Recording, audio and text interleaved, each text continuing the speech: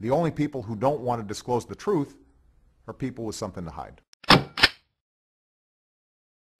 For almost 6.5 years now, I've asked this question, who is Barack Obama? Please say good morning. Welcome back to the show. Carl Gallups is with us. First of all, Mr. Gallups, thanks, or Pastor Gallups, thanks for doing this, and welcome back to 710. Actually, the last time we spoke, I was working another radio station, but welcome to 710 KNUS, and good morning. Hey, listen, thank you, Peter. What an honor to be on with you, and thank you for your respect, but you can just call me Carl. God bless you, man. Well, you too. Thank you, sir. So people get a sense of who you are, and again, there are so many people now that have come into the fray, if you would, into the fight. We had Don Fredericks with us, and I know you know Don this week, and he's the guy that does what I was kidding called the coincidences or the coinkydinks. Right. I'll tell you something. We had 75,000 plus hits on our website of people looking at the Obama, what people call the lack of bona fides. And so, first of all, a little bit about yourself, and then how you got into this fight as well. Yeah, well, thank you. I'm a 27-year senior pastor of a church here on the Gulf Coast, and prior to that, I spent 10 years in Florida law enforcement, also the founder of the P.P. Simmons News and Ministry Network, and also the host of Freedom Friday with Carl Gallups. I've been a radio talk show host for about 12, 13 years now.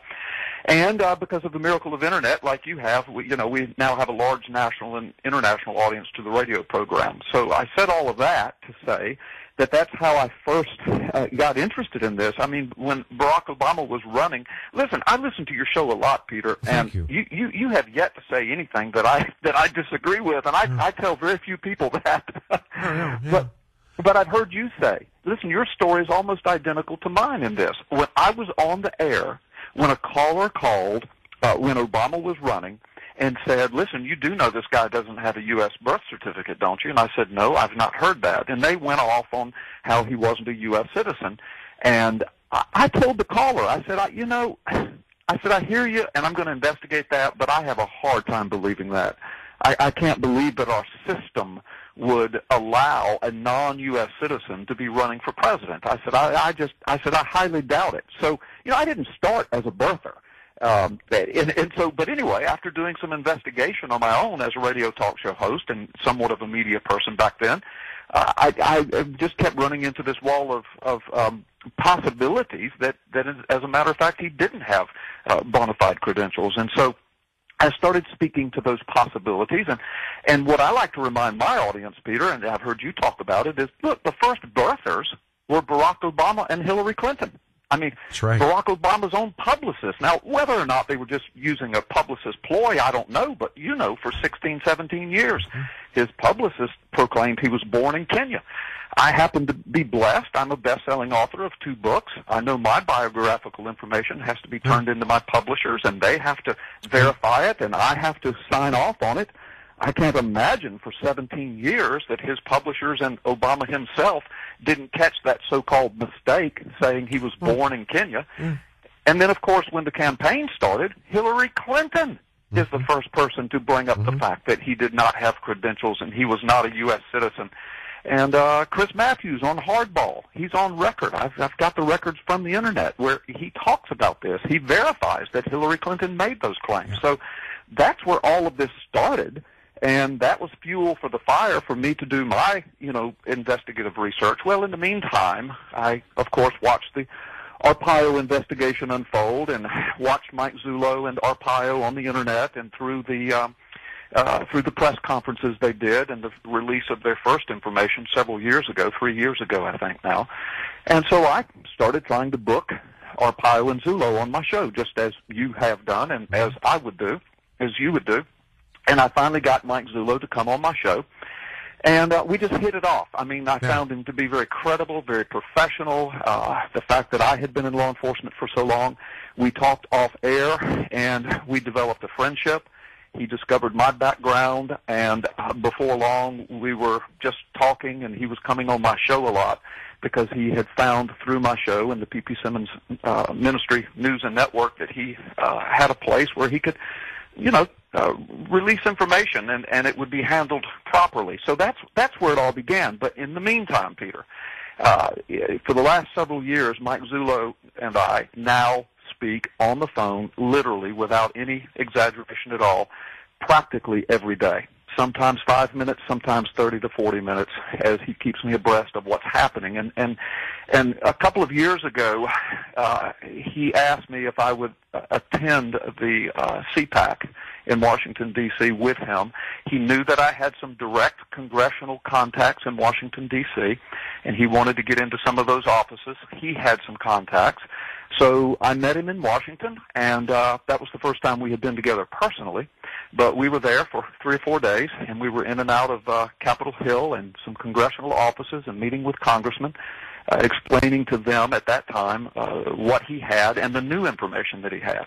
So that's who I am, and that's my relationship with Zullo. In the meantime, I'm not an official spokesperson for him. He doesn't send me out on duties, but because I deal with this so much on my radio program like you do, and because I have him on quite frequently, I know an awful lot about what he knows, and I clear with him what I have permission to reveal publicly and what I don't. And so I'm interviewed from coast to coast quite often on this topic.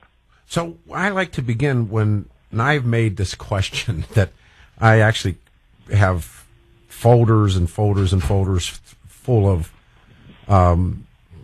questions and information and background research on Barack Obama, because I really do believe, and like I said, like so many of us, that in the early days of this, Jerry Corsi, yourself, Zullo, there's a list of people that I always bring up who just had the wherewithal, if you would, or the rocks, people call it, the stones, to stand up and say, wait a minute, stop. Right. And I say this all the time, and I go back to guys like Phil Berg and people that you respect and people that I know that you work with, who, I mean, immediately we were racist, immediately we were Klansmen, we were this, we were that. You know what? And I've now taken pride in that that's the best that they had. We have a up on my website this morning, or our website. I don't do it. Mark does it. And I swear to God, somebody sent me this, and I'd love for you to have it as well if you get a moment during a break or tonight or something, to look at the website, 710knus.com. And I call it the self-portrait, and folks can have it. And let me ask, I'll just run it by you, and then I got the questions. So okay. I said, what did you call me, ? I'm now a racist for criticizing Obama. I'm a terrorist because I want to protect my Second Amendment rights. I'm a teabagger for supporting the Constitution. I'm a national security threat because I speak my mind. I'm a troublemaker for asking unanswered questions. I'm a birther because I dare question the documentation of the president. I'm a traitor for exposing the corruption. I'm a conspiracy theorist for presenting documented facts. I'm anti-American for not towing the party line. I'm a warmonger. I'm a greedy capitalist because I believe I'm entitled to what I've earned. Guilty as charged and proud of it. So what? Yeah, Peter, that's brilliant. I'm telling you. It's not mine. I wish I had come up with that, but it was sent to me. It's on the website, but the stuff that I said is, and then I gave it to Mr. Crowley last night. He said, hey, Peter, is that a self-portrait? And I went, oh, my God. But the first question, I'm a racist for criticizing Barack Obama. That's right. Yeah. Yeah, well, and one thing I'd like to point out to your audience, and I'm sure you've done this before as well, but the word conspiracy theorist, they love to throw that around. I mean, that term was kind of invented, I think, by the government back during the Kennedy assassination days. Sure. But, yeah. But listen, look, 10 years I spent in Florida law enforcement, many of those years with 2 different sheriff's offices. I did some of my own criminal investigations, a field officer, deputy sheriff, etc. Listen, here's what I know. Almost all crimes begin with a conspiracy. Sure. Okay? Yeah. And a good law enforcement officer develops a theory about that conspiracy. Of course. So a good law enforcement officer is a conspiracy theorist. Now, to take it a step further, after the theory is developed, you investigate it with forensics and gathering evidence, et cetera, and then you come to a legal conclusion. Is there a case or not? If there's not, you throw it out and do what you do with it. So I'm like you. I take honor when people call me a conspiracy theorist on something that's as monumental as this. It goes directly to the Constitution and the Commander-in-Chief and the red button. I say to people, why is there a RICO Act if there's no conspiracy? Right. RICO is, racketeering and corrupt organizations, and people, the RICO Act is about conspiracy. And exactly. I mean, I'm over it. But I like to do this with people like you that I respect. And this is the truth, you guys. The president refuses to provide the media with Anybody, school records, passports, college thesis, law, Right. school. So I'll just write down the line. Do we have the original birth certificate of Barack Obama? Okay, you're asking me that Yes, now, I am. right? Yeah. Okay. No. Yes or no? No, I'm sorry. no, Fine. we do not have the original birth certificate of Barack Obama. I don't think anyone has it that I know of, unless it's buried somewhere in the archives in Hawaii. Do we have the Obama-Dunham marriage license? The original, not that. There not isn't that one. I'm, There isn't one. No, no, not that I'm aware of. I mean, these are, I don't mean to be abrupt, but these are yeses and nos because it works so much better. Do we have the Saturo-Dunham marriage license? No. Not that I'm aware of. No, Saturo adoption records?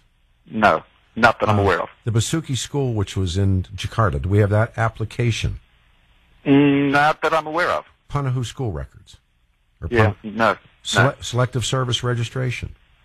No. Well, there's been some research done on it, but nothing in the way of a verified original that I'm aware of. Occidental college records? No. Passport to Pakistani records? No. Columbia College? No. Yeah, I see where this is going, Peter. Columbia thesis? No. Harvard? Yeah, no. Harvard Law Review?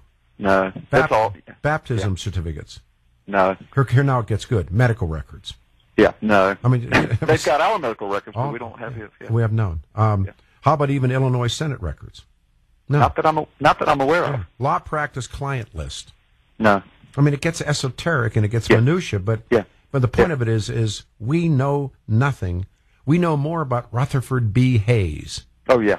Than we know about Barack Hussein Obama. Well, listen, of course, you're aware of the congressional research document that went around a couple of years ago that was leaked and is all over the Internet that admits that even the Congressional Research Service admitted that, look, he was never vetted by anyone. But they went on to try to,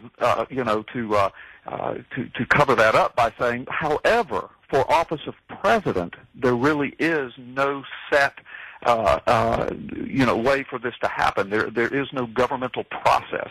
Now, I take issue with that. The Constitution says that Congress is responsible for vetting the identity or the eligibility of a president during the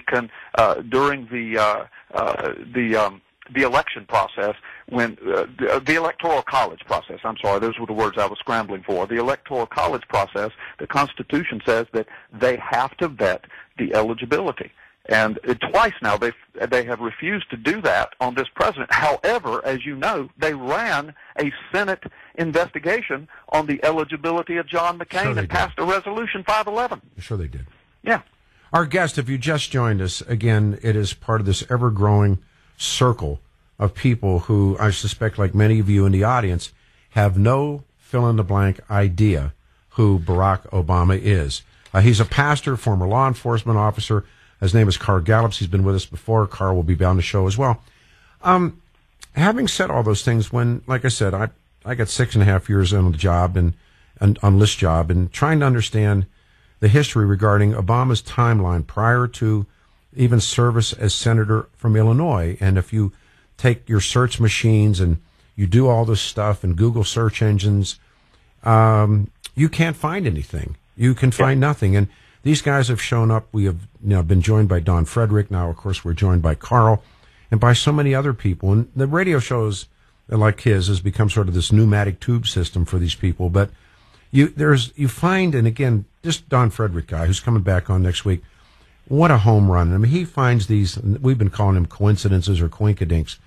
And everybody's repetitive. Everybody's linked between the Valerie Jarretts and Michelle LaVaughn Robinson, now, of course, Mrs. Obama, and Bernadine Dohrn, and William Ayers, and Thomas Ayers, and Frank Marshall Davis. And these characters show up. That's not a coincidence, is it, sir? Well, perhaps not, but two things, and of course you're the host, but I think what I'm going to say plugs into where you're going with this. Along those lines, two things that I would love to share with your audience, and that is the difference between coincidences and speculations and evidence. And there's a big difference, and that's very important in this investigation. And also, I'd like to share with you and your audience the very latest. I mean, where Zullo is. I mean, I talked with him yesterday for an hour, and I can share with you exactly what's happening with this case and where it has gone and where it is going and what the future plans are, if you would like. But no, you're right. That's why you're here. I mean, that's why you're here. Okay. Well, where do you want me to go first? I'll begin, as they said in Alice in Wonderland at the beginning. What would you like to tell us? And first of all, tell the audience, if you would please, who don't know, who exactly Mike Zullo is. Okay, Mike Zullo works directly under Sheriff Joe Arpaio and the auspices of the Maricopa County Sheriff's Office. He was the commander of the cold case posse. And the word posse, I know on the eastern seaboard it doesn't play very well, but in Denver and in northwest Florida where I'm from and westward, we understand that word. But it's an investigative team. It's a constitutional office or team that the sheriffs are allowed to put together a panel of whoever they deem to be experts to help solve crimes. He was the commander of the cold case posse, or is the commander of the cold case posse, and answers only to and directly to Sheriff Joe Arpaio. That's who Mike Zullo is. And I think I know some of these answers, but when and why did Sheriff Joe and, again, the same question, and Mike decide to do what they're doing? Yeah, no, that's an excellent question. People ask it often, and it's very important that your listeners understand this. Sheriff Joe Arpaio was in the process. He's I think a 5 or 6 term sheriff now of Maricopa County, one of the largest sheriff's offices in the entire United States. Prior to that, he was in federal law enforcement for 30 years. This is a 55-year man, law enforcement man. But he was running for office and was going to various, campaign meetings and Tea Party meetings, which was really popular back then. And he kept getting hit with right during the time he was doing this, Obama had just released his, quote, long-form birth certificate, and that was on the Internet, and people had already pulled it down and were running their analysis. I mean, digital experts and so-called digital experts and self-proclaimed experts. And people were, screaming, this is a fake. It's a forgery. It's a cheap, sorry fake. Yeah. And so while he's running for office, Tea Party, that's all they wanted to talk about, and Arpaio was really rather aggravated. Now, what I'm telling your audience, Sheriff Arpaio has said publicly, so so finally he just kept saying, look, I don't want to talk about this birth certificate. I want to talk about Maricopa County politics, and law enforcement. I'm running for sheriff. Ask me those questions. Don't ask me about the president's identity. But finally, he was presented with a petition with 250 signatures, voters in his county saying, look, you need to investigate at least at the Maricopa County level, because we might have been defrauded in the last election if this man does this, if he doesn't have U.S. citizenship, if his birth certificate is fake and fraudulent, then he was on the ballot here, and we want to know. So this is what happened. Now, this is fascinating. Sheriff Arpaio got his cold case posse together, got Mike Zullo, put him as commander, and this was his instruction. Arpaio has said this publicly, and Zullo has said this publicly.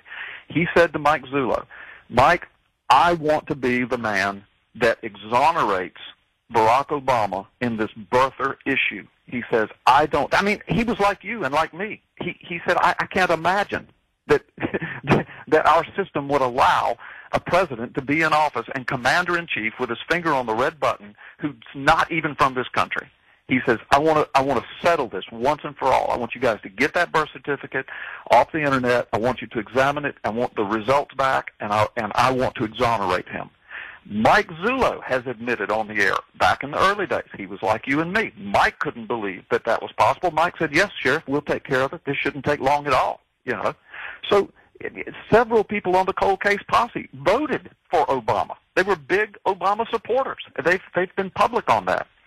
So they sat down to do their investigation, and I don't remember exactly how long it took now. I'm just going to say several days, if I can be corrected by Zullo, of course. But several days later, after running some of the initial forensics on it with experts, they determined that what was on the Internet had a great possibility of being a fabrication, a forgery. And so, so they got back with the sheriff. They said, Sheriff, sit down. You're not going to like what we're going to tell you.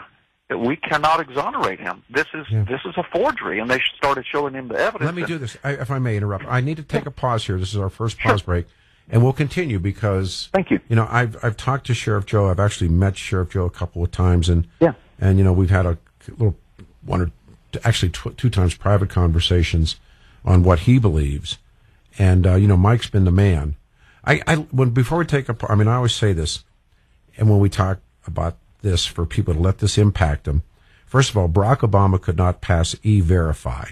No, he could not. Number two, you or I or anyone else has to give the government more information, more personal information to sign up for Obamacare.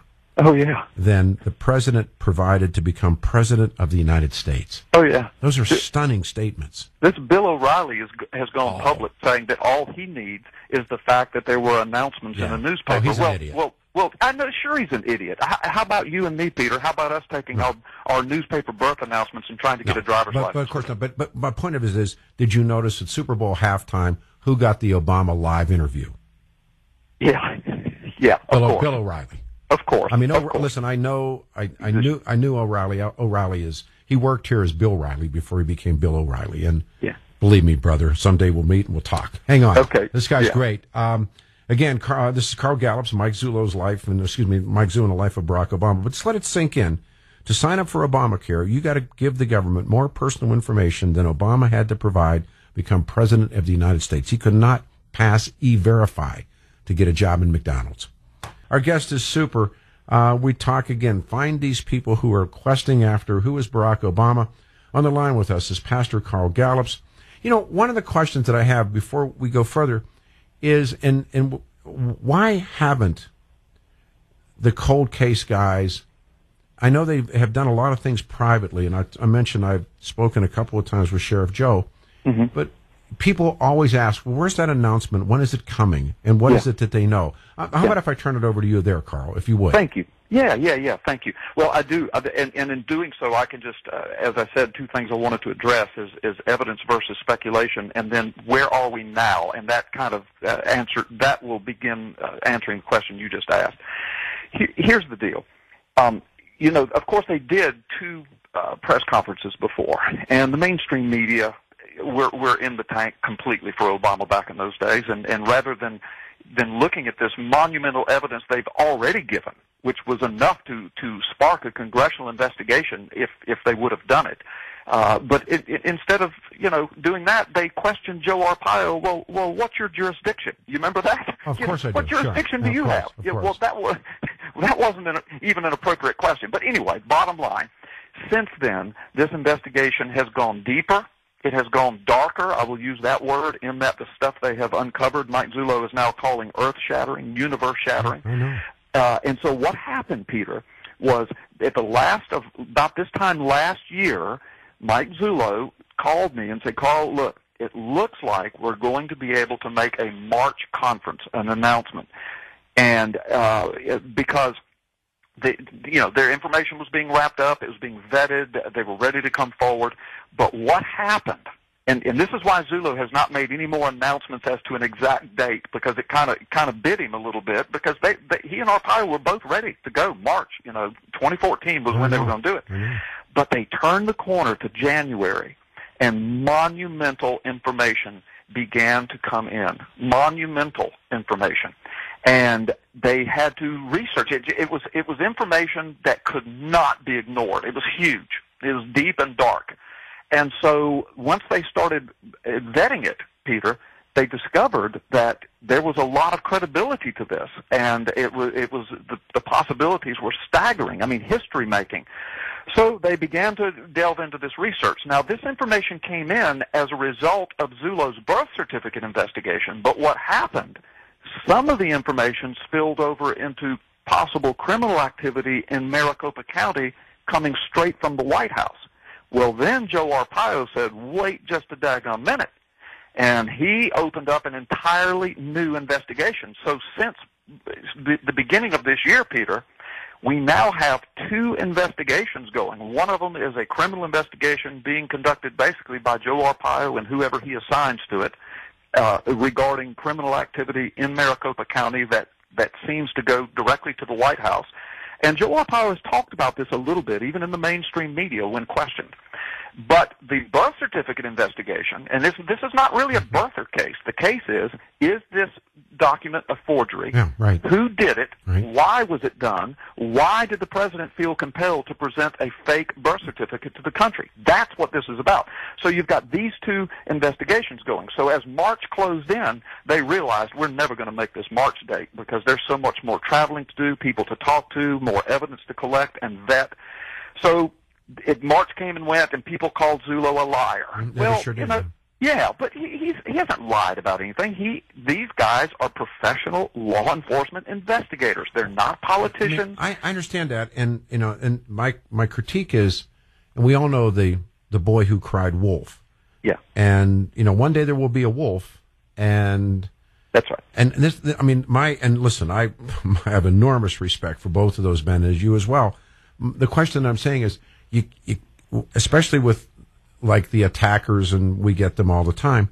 They wait for that. They won't deal. They won't deal with the the obvious questions. But it's more, as you know, in the politically correct, progressive world that people like you and the rest of us live in. It isn't about the questions or the answers. It's about you can personalize it to the individual. And right. And Zullo has been. And I'm a fan of Zullo's, huge fan of Zullo's, huge fan of Sheriff Joe's, but he's been, he gets pounded on because the guy, they go wolf, wolf, and then there's no wolf. And so that's my criticism. And it's not a criticism in the sense of a criticism. It's that you got to stop doing it. Well, let me speak to that. Mike Zullo and Arpaio never set a hard date. I know they did not. So they didn't cry wolf. They said we're shooting for March 2014. Well, they didn't even have to say that. They didn't have to tell America anything. I agree. They don't have to do anything. I They agree. can throw this investigation in the toilet right now, and they're not accountable to anybody. I agree. So they didn't cry wolf. They shot for March 14, and as soon as they saw they couldn't do it, they started announcing it. And why? Because this investigation, and I want your audience to understand this. And again, I've got some exclusive information for your audience that Mike Zullo gave me permission yesterday to share. So I will give that. But the point I'm trying to make, Peter, is that when this investigation turned this humongous corner, and I happen to know about 80% of what they know, so I mean it's huge. And when it did, they realized we're going to need some more months to vet this, to submit it to forensics, to do everything we need to do. Because here's the thing, Peter. When they do come forward, they're only going to get one shot at this. That's right. If they fumble this, Peter, it's over. And they know it. So they don't care. And Mike Zullo doesn't care what the bloggers say. No, I mean, that's the world you have to live in. The critics be damned. But so what is it that you can say this morning? Okay. That would be well, here's what I can say. All right. Here's what I can say, and then I'll give you this exclusive information too. All right. Talking with Mike Zullo yesterday, here's what I can say. They're still hot and heavy. It's still going strong. They are going to do conferences. It will happen sooner rather than later. And they're not tied into any political process. People say, well, get it done before the November elections. Well, Mike Zullo has already said, based upon the stuff they have, it's probably not going to happen before the November elections. And they don't care anything about the November elections. That's not their purpose here.